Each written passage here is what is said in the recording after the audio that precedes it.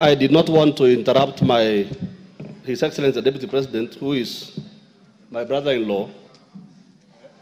Mr. Speaker, yesterday, the Deputy President on national television referred to this House in unpalatable terms. And Mr. Speaker, while it is his right to say whatever he wants to say, as a former member himself, Mr. Speaker, would I be in order, Mr. Speaker, that the Deputy President, as a precursor to his speech, apologizes to this House? Mr. Speaker, this House, Mr. Speaker, he used the words, he referred to this House as a theater of the absurd. Mr. Speaker, this House is an honorable House of the people of Kenya. These are elected members of Parliament, Mr. Speaker. This House is neither a theater, neither is there absurdity in this House, Mr. Speaker. So I would request, Mr. Speaker, that the Honorable Deputy President exercises, dignifies this House by offering an apology. I know he has very little support in this House now. You've made your point. But he may get a little support even just from that apology. He has to apologize to this House, Mr. Speaker, before he proceeds with his speech, Mr. Speaker. Thank you very much. Order. No more points of order. Your Excellency, Deputy President, as you take the floor, this morning, the Speaker made a communication and indicated that we found it abhorrent, some of the contents of your interview your speech rather, your statement last evening, in which you described this House in not very good terms. We also indicated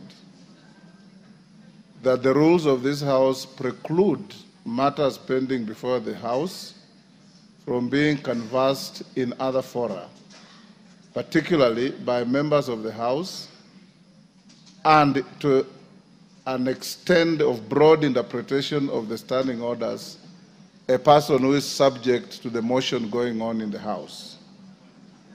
It is spilled milk, it's water under the bridge.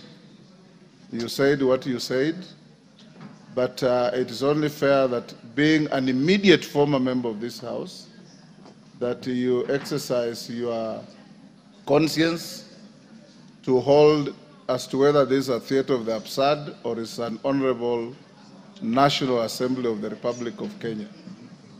You may start by addressing that.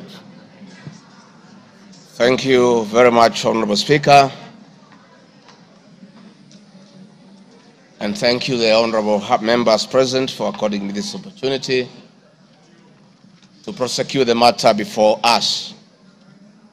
Mr. Speaker, sir, I have tremendous respect for this great institution, having served here for 5 years between 2017 and 2022, and I appear here in a very nostalgic moment that I'm back in the House where I stayed for 5 years, despite the fact that I've come under difficult circumstances.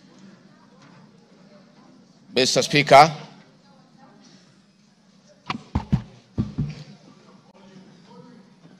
maybe the sound people, is that okay now? Mr. Speaker, sir, and the honorable members, I want to thank you for giving me the opportunity. I hope, Your Excellency, you have been advised by your lawyers that you are here to respond to specific issues in the motion. I have my advice. And not to talk generally.